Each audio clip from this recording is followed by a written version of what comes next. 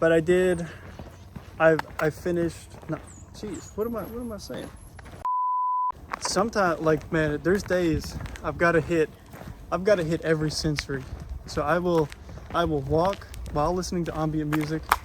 I'll have a piece of gum in, and then read all at the same time. But I'm telling you, when I do that, I am locked in. I realized that sorry about that. I wasn't even paying attention.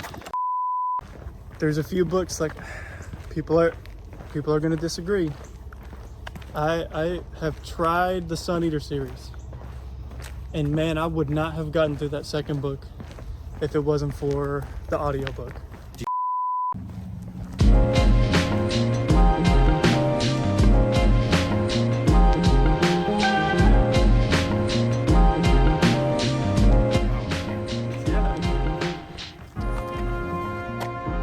So, yeah, Warner Brothers.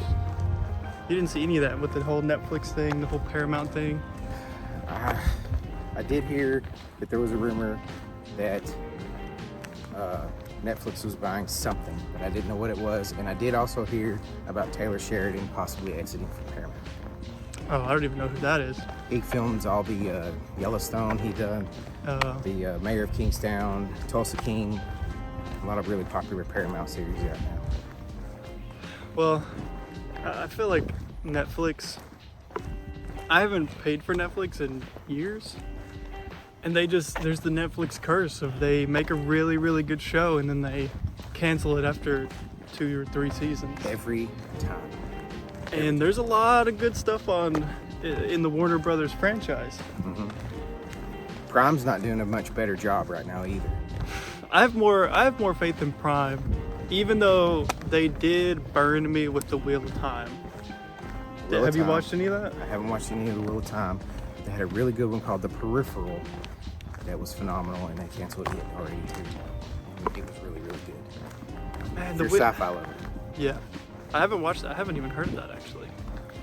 Well, watch the first 2 seasons and then be sad you won't get any more. Well, the Wheel of Time got 3, I believe.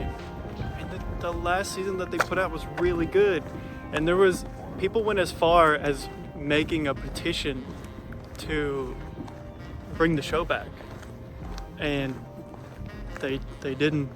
They opted to keep doing the Rings of Power, which, morning, how are you? They opted to keep doing Rings of Power, which was not the move. We might after. You gotta warm up, you know.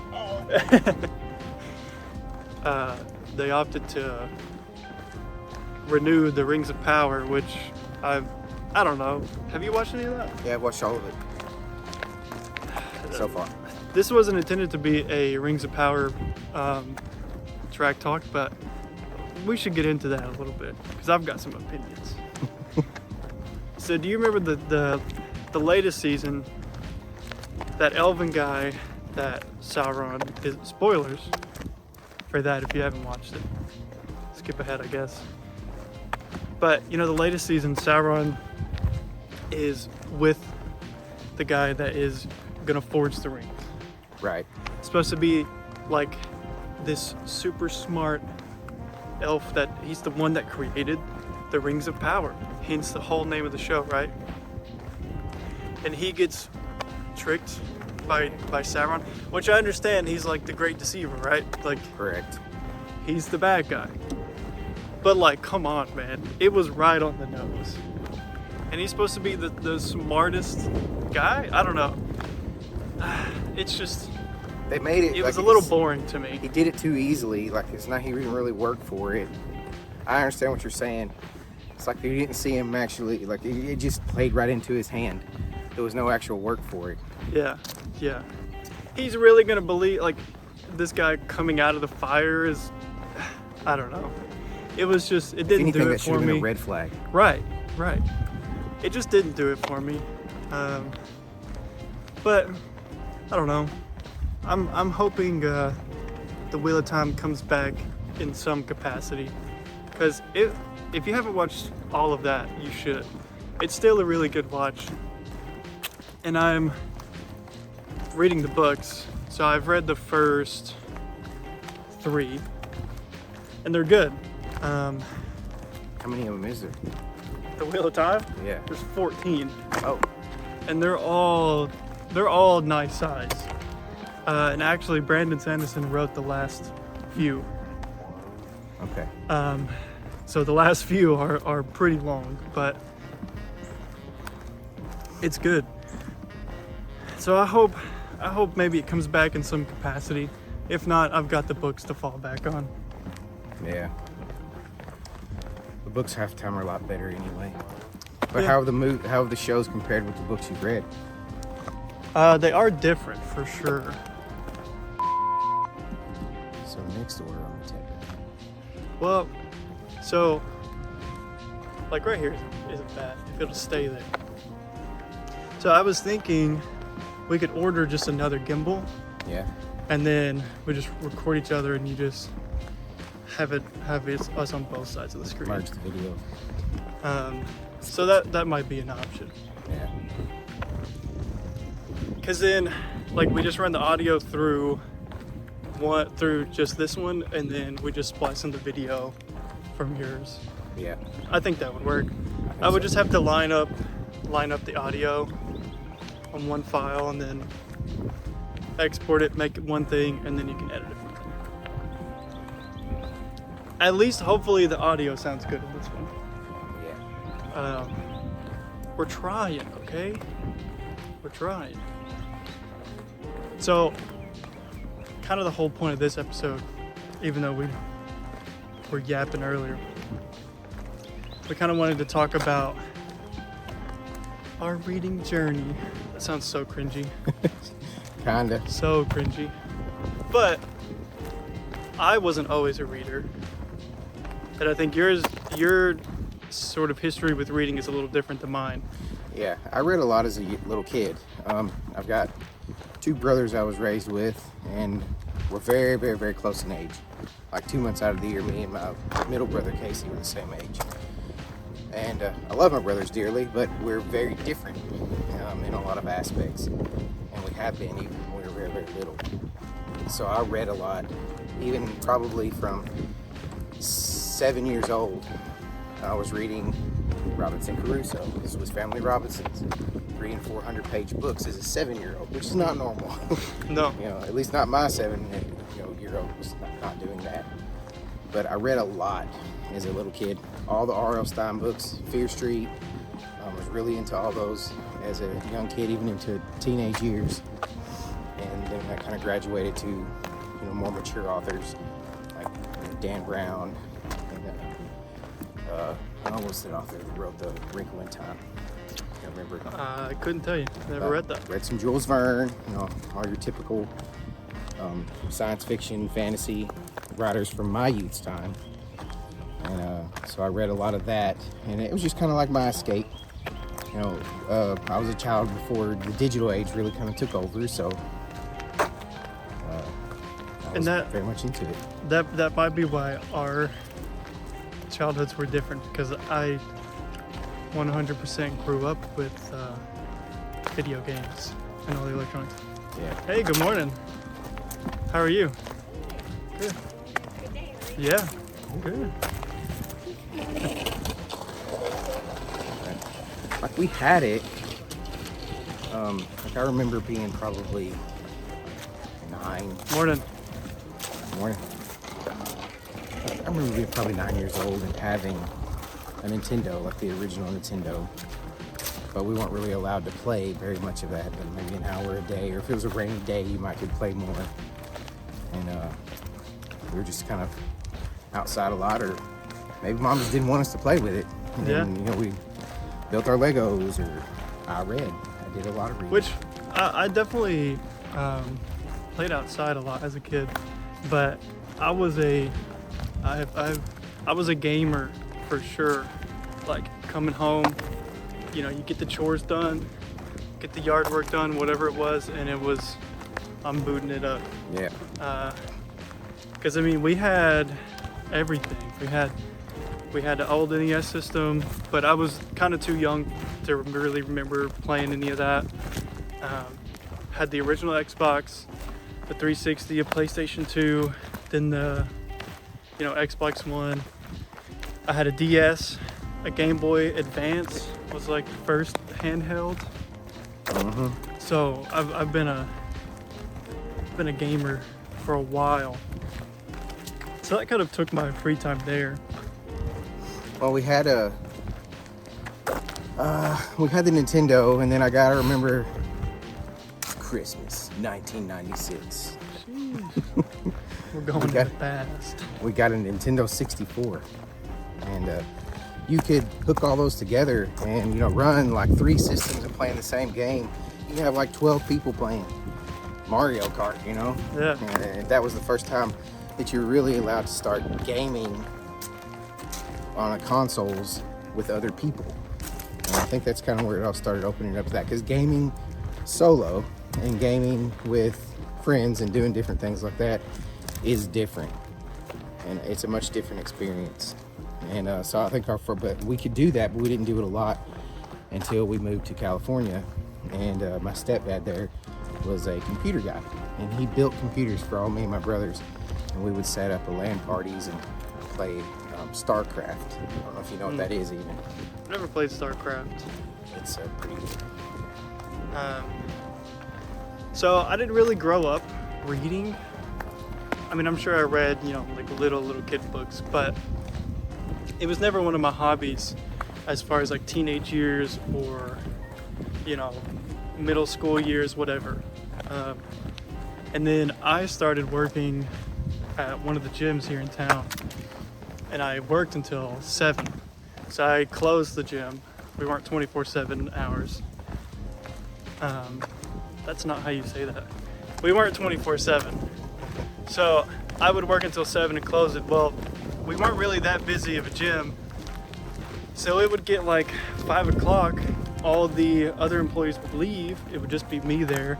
There might be 1 or 2, people in there working out. And I was just rotting away on my phone or, doing whatever. And I would already have all my work done for the day. I would have everything cleaned or whatever, Right. So I just felt like I was just killing my brain, just rotting away. I was tired of being on my phone. And I kept hearing about this book series, Red Rising, which we haven't really talked about on here much, but it's my favorite book series of all time so far. It's dang good. So I kept hearing about Red Rising, and I kept getting like TikToks for it and all this stuff. So me and my wife were gonna go to Nashville one weekend, and I was like, you know what, I'll pick up Red Rising while I'm in Nashville. And something that's funny, I fully thought Red Rising was just a fantasy series. I did not know going in that it was mostly sci-fi. Yeah, but there's something for everybody in that series. Yeah. So I started Red Rising, and it was really good. It took me a while to read because I hadn't read a book. I hadn't willingly read a book just for fun, and I couldn't even tell you when. So it took me a while to read that, but I really liked it, so picked up the next ones and just kept reading. Segues from there. That series hooks you in though. I mean, like something like nothing else. Yeah, I think it's the pacing, the action, the characters are good, the world is interesting, the way it's all set up. I feel like we'll have to do a full episode on it. Yeah. For sure. I finished Red Rising, and I just kept going after that. I think I read a couple books. I think I read Maze Runner, which I didn't care for at all. I finished it, but I did not continue in that series. Did you watch the movies? I watched the movies, and they're so different than the books. Oh. They're so different. And they're better, probably. It's at least more entertaining. I mean, they're definitely young adult books. So the writing's kind of on the wall, and I don't know. It was okay. Read Maze Runner. And then I read A Blade Through Time. Shout out to that book. It's an indie book that's really good. Really, really interesting. It's on my TBR. But then started becoming friends with this guy. And I'm like, hey man, you like all the same stuff that I like. You should read this. And I actually gave you my original copy of Red Rising. And you can kind of... Yeah. So I was like, all right, I'm going to read it. And I had been in a stagnant portion of reading because I had went to nursing school. And I was forced to read so much of stuff that I didn't want to read. But you have to read it.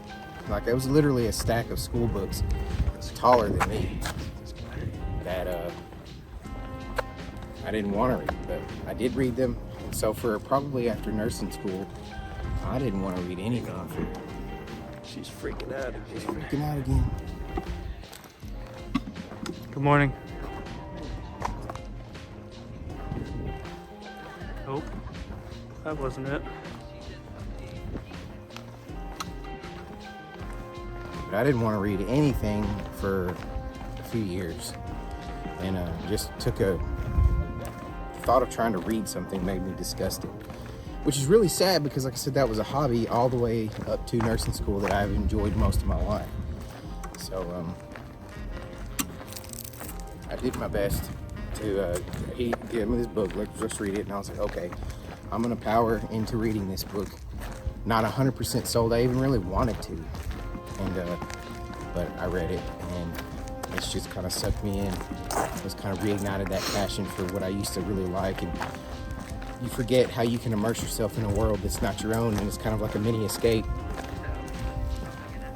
So that kind of kicked it right back off for me. I'm back into reading pretty regularly. I've read all of the Red Rising books and several others since. So I remember as a kid, one of my friends gave me this book, and it was just like a culmination of multiple stories. And one of them was, there's just a story about, King Arthur and the sword. oh, yes. And I read that, and I loved that. I didn't read any of the other short stories in there. I only read the one about King Arthur, but it was really, really good. But I don't know why I didn't really pick up reading after that. I read a book called Rash, which was really interesting. It's set in future human race, and everyone is insanely health conscious to where we've gone to the extremes. So sports are different. To run track, you have to have essentially football pads on and all of this stuff. But if you get sick, it's this whole thing. If you get sick, and then it all kind of goes crazy. So then your main character, he ends up getting in trouble, and I think he goes to essentially what is supposed to be juvie. Okay. And while he's there, the warden of the prison is like an old head, He's back to old times. Good morning. Hey, how are you?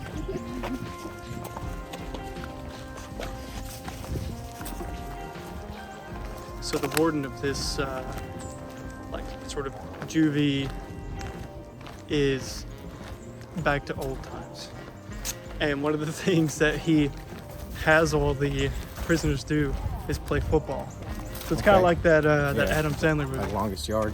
But I remember there's a scene in there where the football goes over the fence line, and your main character has to jump over and get it.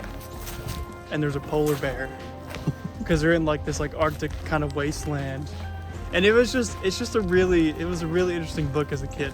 But even that, as a teenager, I think I read that in high school. Even that, I I just never kept going with it. I never picked it up. Oh, yeah. What were some of your favorite books as a kid? Well, like I said, I was very, very much into the R.L. Stein books. I read every single R.L. Stein book that was written, and as a little kid. And then when I kind of became a teenager, you know, R.L. Stein wrote Fear Street, which was a little bit more of a teenage. I loved horror. I don't know why. I still do. I still really do. I've got some on my TBR right now. It's like I haven't really gone back into that genre a whole lot, but I'm gonna. And but I read all of those, and I did read, like I said, the Swiss Family Robinsons, Robinson Crusoe, just because there was. I like anything that's survivalistic, maybe futuristic, dystopian society, or even post-apocalyptic. I love that stuff. Yeah. So I did do a lot of those things. The other book series that really enamored me as a teenager was the Left Behind series by Tim LaHaye and Jerry Jenkins. Those were very, very good. And even if you don't, you know, they're religious-based books based on the tribulation, the end of times. That, you know, even if you're not understanding of that from a biblical aspect, the books are phenomenal. Just painting an absolute crazy picture of what, you know, the end of times could look like from a Christian perspective. It could look like.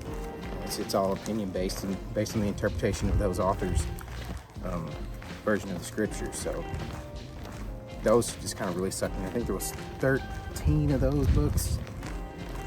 I read all those. Did they do accelerated reader tests when you were in high school? Not in high school. I don't think so. Now we did like, what was is it the AR points? Yeah, AR points. We did that, you know, in school, and but it was never like required, I don't believe. So I did I didn't really care about the prizes that they were giving out, really. Yeah. So I kind of. You were required when I Never went to took high that. school, I think, to have 100 points a year to go on to the next grade level. And there may have been a requirement, I just don't remember. But I just never, you know, some people, they read their whole lives and then they just keep going with it.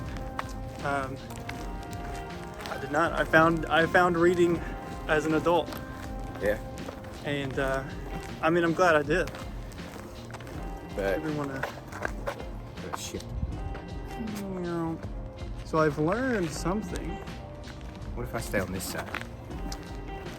If I kind of turn this where I want it to be, you see what I'm talking about? Oh yeah, it shifts. It's not bad. Yeah, we had to have those accelerated reader points when I moved from California back to Tennessee, and I had already read all those Left Behind books. Those jokers were worth like 75 points a book. Fairly decent sized books. Yeah. So I just You sat read down. 2 and you were good. Yeah, I just sat down like every year of high school. I would go to the library to do my accelerated reader point test, and I would just pick one of the books. Yeah. And one time I sat down and I did like 4 or 5 books and had an astronomical amount of accelerated reader points. I was always at the top of the list. But no one looked at that. It was not like the popular thing Right. to do. I cheated on so many of those. Not gonna lie. Be like, bro, let me get your answers for this book. I mean, you know, hey, I'm reading now. That's all that matters, right? Right. I'm reading now. You read now. And I know how to read, so we're good. We're good. The education system did its job. You can read. That was the purpose. Exactly. You can read. And now we're regular readers. I was trying to think. I didn't really keep track of how many books I read this year. I didn't either. That's never been important to me. It's just always been about like finding a book that I want to read and enjoying it, no matter how long it takes me to read it. I know there are those people that set a goal, like I Yeah. want to read 20 books this year. If I tried to go back and count it, it's probably several books I've read this year, but it's never been something I've hung up on. Read Yeah. what you want, enjoy what you read. If you set a goal, it runs the risk of becoming a task. Yeah, and it's kind of a red flag for me when somebody's like, yeah, I read 150 books this year. I'm like, okay, couple questions. Did you actually read it? Yeah. And do you remember anything about any of those books? Could you hold an actual conversation about those books? Exactly. Probably not. Because No. when you're just mass consuming stuff like that, you're probably not really grasping it. You're not really, I don't know, it just feels like you're, at that point, it feels like you're doing it just to hit that number and just to like up last year's, which is money, which just doesn't feel, I mean, hey, if you want to spam through 100 books in a year, you know, live your own life. Yeah, do what you want to do. But I don't know, I'm not gonna have that sort of expectation on me. If I could read a book a month, I'm good. Now, I have gotten a little faster. Whenever I first started reading, I was at like a book a month. Right. I don't know what your pace kind of was. Depends on the book. Right now, it's not the same pace as it was when I was younger. Of course, I was reading a lot smaller books when I was younger. You know, you read 180, 90 page, if that, R.L. Stein book, you can crank through one of those in a couple of days. Yeah. Or on a rainy day, one of them, Yeah. and be done with it. Now it's a little bit different. I probably a Red Rising book, if I'm in it, I can crank through one of those in a month. The way that I'm able to listen, because I do a lot of my books and audio books, because I have a long commute, and so that's an hour or two a day of listening time, listening at anywhere from 1.3 to 1.5 times speed. My ADD will take over if I don't keep it sped up a little bit. So, and like right now, I'm reading Project Hail Mary. Through the New Year holiday and with work, I had taken probably a 3 or 4 day break where I hadn't got to read it all. Yeah. And, but now I'm cranking through the rest of it and I'm almost finished. But Yeah. I'll have Go ahead. less than a month in that one. Yeah. Yeah, if it's like, well, when I first started getting into reading, I think the first Red Rising book took me a month, which a lot of people are going to think that's super slow, which who cares? No, But it took me longer than that. I had to learn how I wanted to read. I had to learn how I would be most efficient and enjoy it. Yeah. And I have learned that I'm definitely a little bits at a time reader. So some people, like one of our friends, he will sit down one night and just read for like 4 hours, and he'll just charge through a book. And he'll just take like a day or 2 days, and he'll just sit down. That's all he'll do is just sit down and read that book. And I can't do that. I can't either. I will read 1 to 2 chapters at a time, take a break, go do something else. A few hours later, read 1 or 2 chapters. And if I read, if I read 4 chapters in a day, that's a pretty good pace for me. But I'm gonna read every day. Yeah. The weekends are kind of a toss-up because we end up just getting busy and you're relaxing. But if I read 1 to 2 chapters, 3, 4, whatever a day, that's kind of my pace. But some people, they charge through it. So Yeah, and I think some people run the risk of, I know if I'm looking at it as like, hey, I'm trying to get this done, I'm gonna read it. I'm gonna read every word, but nothing's gonna stick. yeah, Because have you ever read a page and then you read it and like, I gotta go back. yeah, I gotta go back and read that again. And because you were thinking about everything else under the sun. I think that's a sign that it's time for you to put it down, walk away for a minute, do something else. And I do love the help of an audiobook. There's a few books like people are gonna disagree. I have tried the Sun Eater series, and man, I would not have gotten through that second book if it wasn't for the audiobook. Did you do immersive reading? I did some immersive reading, but the way the pacing is in that book, the way it was written, I just couldn't get into it. I realized that sorry about that. I wasn't even paying attention. I realized that a lot of people really love those, but I could not get into it. And it took everything for me to finish that second book.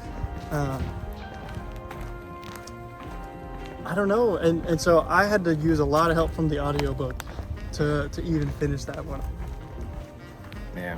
But My wife does a lot of immersive reading. I really like immersive reading. If No. you don't know what that is, it's listening to a book and reading it at the same time. Oh, a little update. Well, they can't see it. The sock is gone. There's no sock. Well, you'll just have to trust us. I'm the cameraman today, and I'm not doing a great job. It's something bad. We've learned how to use it a little better, I think, Yeah. with twisting it. It's definitely an art to videoing, talking. And walk. I am out of breath, let me tell you. Having to hold this thing up, it's not even that heavy. But After a having to while. do it while talking, having a full conversation, and walking, and we're walking at a good pace too. Yeah. I didn't start my watch, but Let's see here. 33 minutes in, I have 118 heartbeats. Because we're walking at a 24-minute pace. but my reading is also kind of sporadic. Like sometimes I can just sit down in a chair, open the book up and read it. Sometimes I've got to have ambient music. Do you ever listen to anything? Alpha waves. Alpha waves. Yeah, go to YouTube, Google alpha waves. That got me through nursing school, and sometimes they just really help your brain hone in to what it is you want to pay attention in front of you. Probably my favorite artist to listen to while reading is Daniel.mp3. It's just kind of ambient stuff. There's some songs with some singing in it, some lyrics and stuff, but it's just good. Kind of gets me in that headspace. Yeah. But sometimes I'll have to have some ambient music to get through it. Sometimes, man, there's days I've got to hit every sensory. So I will walk while listening to ambient music. I'll have a piece of gum in, and then breathe all at the same time. But I'm telling you, when I do that, I am locked in. Mm-hmm. I'm locked in. There's about to be 3 chapters down, which for a lot of people, that's not a lot. For me, if I can sit through 3 chapters of a book, that's pretty good.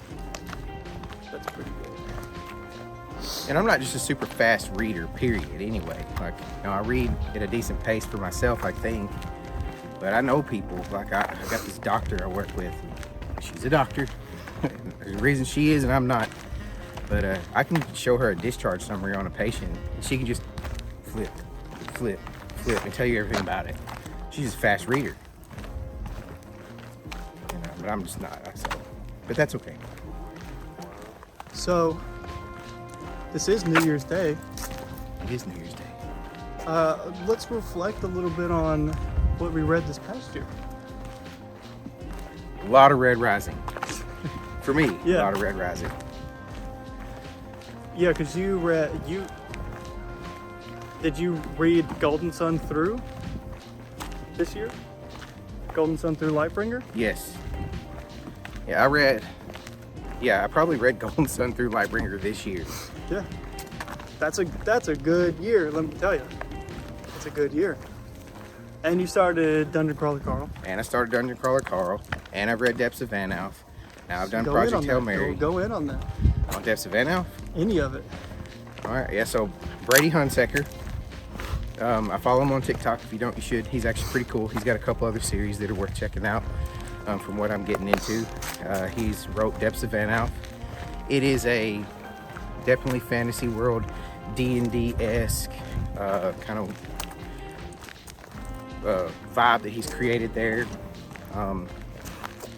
it's pretty cool. And he's wrote his first book as kind of like an experiment of ideas that he's had for a long time. So I messaged him on TikTok the other day and told him, I was like, hey, read first book, it was really great. He messaged me back. I was like, hey, thanks for reading my book. He's like, looking forward to book 2. And so that's pretty cool. He took the time out of the 1,300 comments on that one video Yeah. to say he appreciated me reading his book. Right. So I had a similar interaction earlier this year, well, last year, with Talking Story, which is on here. Shout out to them. We kind of just had a brief, very, very brief conversation about their book, and I was excited to read it. I haven't read it yet. Maybe I will this year. But it's called Discovery. It sounds like a really interesting concept. I just kind of got sucked in by Dungeon Crawler Carl, which, understandably, Dungeon Crawler Carl. So I read some John Gwynne this year, which is probably my favorite read this year was the Bloodsworn trilogy. It was so good. It was so good. You'll have to read that. We'll have to do a little review on that. okay. Very action-packed. The characters were great. The world was super interesting. The world was dangerous, which I really enjoyed. It was really good, and I think I'm really gonna like the rest of John Gwynne's books, just based on how he writes and his pacing. Yeah. Like I kind of said before, if I can read, if I read 2 or 3 chapters in a row, that's good for me. Like, that's how you know I'm into a book. Yeah. With the Bloodsworn trilogy, I was sitting down and I would lose track of time. Those were really good. So that was probably my favorite reads of the year, was the Bloodsworn trilogy. What would you say? Depths of Van Alf was your favorite, or No, Red Rising was definitely for the year. This year, my favorite. like the because whole rest of the series? The whole right? rest Yeah. of the series. Because I read, Red Rising, book 1, last year. Well, year before last. Yeah. And the year before last. And then that kind of just got me into the mode of considering reading more and more again. And then I was like, all right. So there was a small gap between Red Rising and Golden Sun. But once you get to Golden Sun, it's hard to stop. It kicks off. Yeah. Yeah, it's so hard to stop. So, but I did take some breaks in between because the drama was a lot. I took some breaks in between to read some other things, and Yeah. that's good. That's what I've done. Yeah. You read Depths of Van Alf, and then Yeah, now I'm doing Project Hail Mary. Did you mix in Dungeon Crawler Carl in between Red Yes. Rising books? Yeah, Okay. so I did Depths of Van Alf between. I think I did Depths of Van Alf between Morningstar and Iron Gold. Okay. And then between Iron Gold and Dark Ages, I did Dungeon Crawler. Yeah. And then I went straight from Dark Age to Lightbringer. And Gotcha. so then from Lightbringer, then I did Dungeon Crawler 2. And now before I start 3, I'm doing Project Hail Mary. So my next read is going to be Man. Dungeon Crawler 3. That's a good year. Yeah, it's That's a been good year. fantastic year. I did, which I don't remember everything that I read this past year, but I did. I finished. No, jeez, what am I saying? I started really into the Dungeon Crawler series, so I'm on book 4 now. So I read those first 3, really good. Did the Bloodsworn trilogy this year, super good. I tried a book that I think it's just not gonna work for me. I tried reading Between Two Fires, didn't finish that. Did not finish. Did not finish. A lot of people really like it, so hey, it's okay to have your own opinions about a book. Just because all your favorite YouTubers and all your favorite book talkers like it, doesn't mean you have to like it. Sometimes it's just not going to tickle what you need. Yeah, hey now. So I didn't like Between Two Fires. Now, don't get me wrong, I really liked the idea of it. The setting was really cool. And I just thought the whole premise of the book was interesting, but I couldn't get through it. I gave it a good try. I think I got 200 pages in, but I don't know. There was a moment where I was like, I just don't care. I don't care to keep listening to this. Because I went full audiobook with that one. Yeah. In the beginning, I tried to do both, and then I was like, man, the only way I'm gonna get through this is if I just listen to it, and I couldn't do it.